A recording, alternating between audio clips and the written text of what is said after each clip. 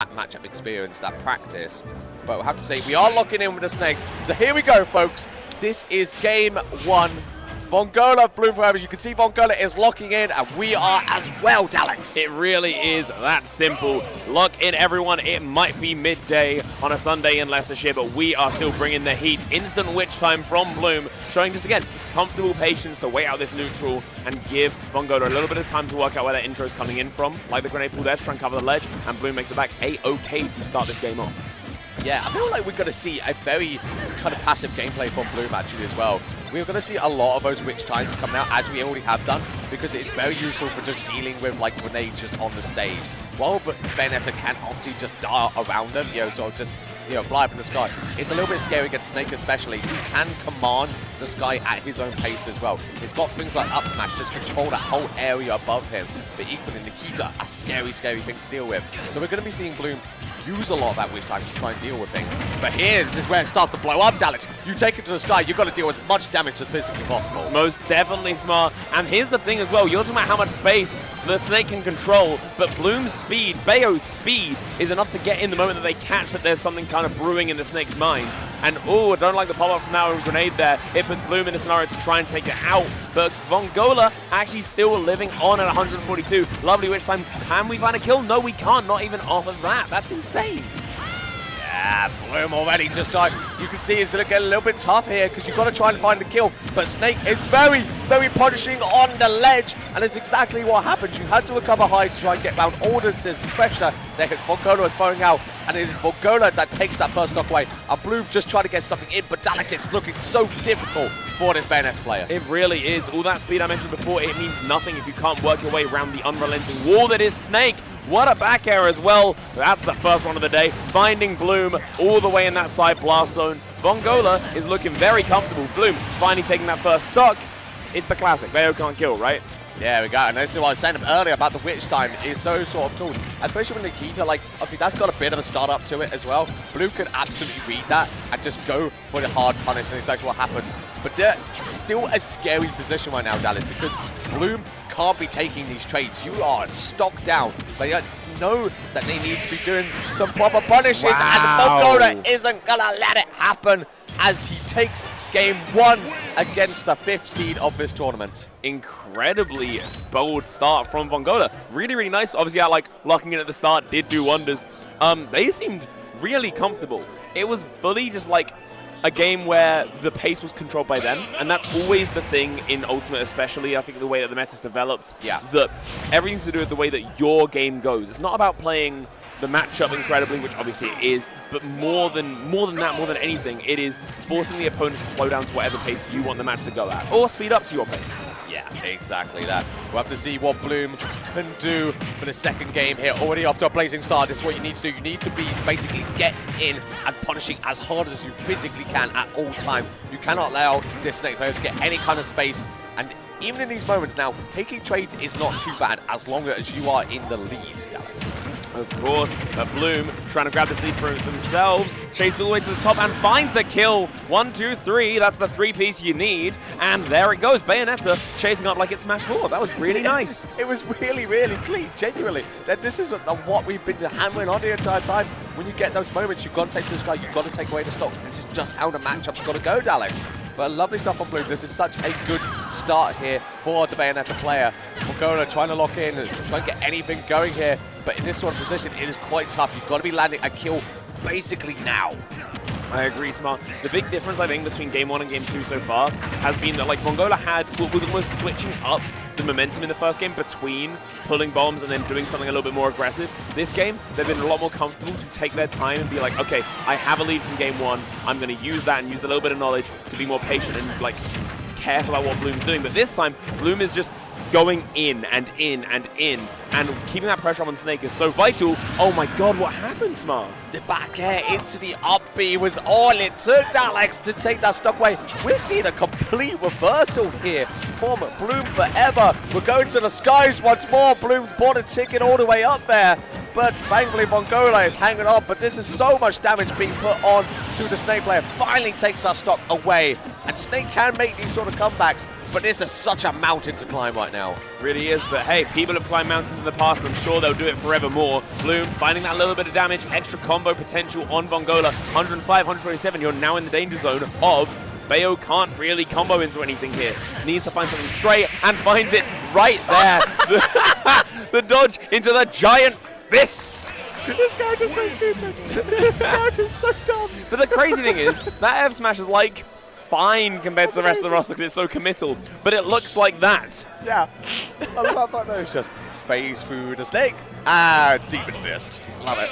No, really good stuff from Bloom4eva there.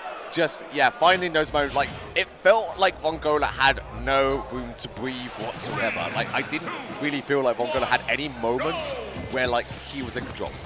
But yeah, Bloom4eva, they certainly were in control. Like, the entire time they had the driver's seat, you know, they were in a driver's seat, they had the keys, they had the whole bloody machine, you know, and they were literally just punishing Vongola the entire time. Again, it seems they've got shades of the past here, but thankfully a good trade for Vongola there with the back air is going to keep things nice and even, and this is kind of what we need to see right now, Dalek.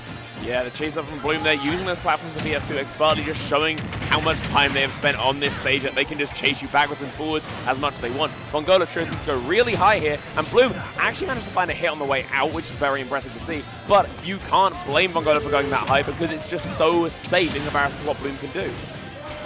Yeah, and again, diving up. I do actually like that Vongola is going that high. Kind of as you said about it, Bayonetta can obviously reach some ridiculous heights. Whoa! Oh, that was a weird interaction. But yeah, Bayonetta can go to these heights, but Snake could go even higher. Eventually, obviously, Bayo has a lot of jumps, can get to a very top bit of the blast, and obviously that's how the character takes away stops. But either way, Snake could just go a little bit higher and safer. But Bloom, it doesn't really matter where you go on the stage, when Bloom's just gonna shark you, gonna find you, and take your stock away. Vongola setting up with the Nikita and the up smash, trying to cover as much on the ledge as they possibly can, using that timing to their advantage, but back within, it's always going to be able to just do that if Bloom's timing is on point. 50% tagged straight back to Vongola for their hubris of keeping Bloom at the ledge, but we set up and we go again. And I fully get it, because it's going to work eventually, which we almost see happen, but somehow Bayonetta living on a literal wing and a prayer at 190% smart. It's crazy as well, because it just, Vongola can't find a stop. Even the dash tag not being enough, and this is so dangerous. You cannot let this go on for any longer if you're Vongola. Like 201% is way too much percentage for Bayonetta to be living right now. It is Bloom stuck at the ledge, literally, and gets caught with the down tilt to be popped off the top. Vongola is starting to climb that mountain that we mentioned last game. Whoa! Brilliant knowledge of the character there from Bloom, but it doesn't quite kill. Does this? No, not yet. And again, danger zone time. How does Bayo kill here? It has to be something raw. It has to be something kind of like given, and only the fair one.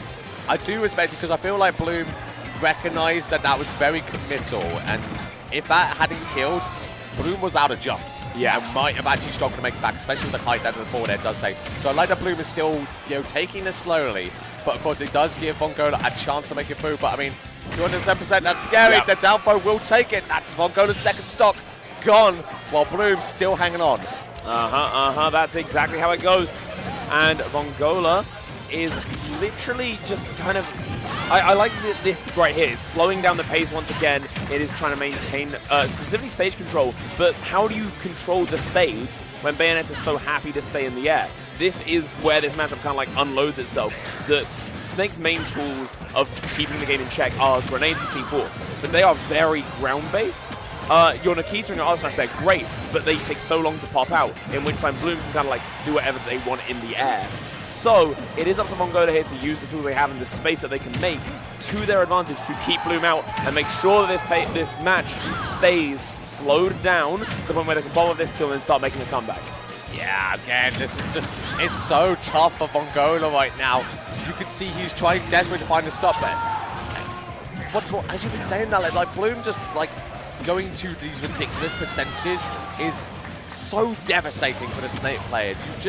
Snake is not a character that struggles to kill, but Bloom is just being so mobile right now, so tricky with his with their movement that it feels impossible. But finally, Vongola is able to take that stock away. There's an opportunity here, which might be gone very soon, but trade actually works out in Vongola's favor, because that might be the stock there. We do go high, and Bloom is diving up, and not quite. Good DI.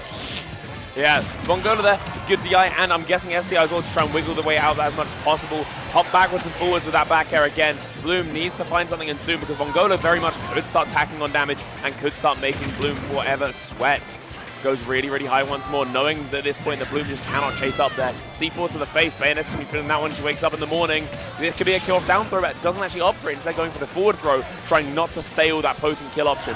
Down throw kills super, super late. Oh, but there it is. Okay, Bloom4eva 2-1 up, Smart. Again, the patience there, not committing to anything, just literally just wait it out, just standing there. I genuinely think in Smash Ultimate that just standing and waiting is such a tough thing to deal with.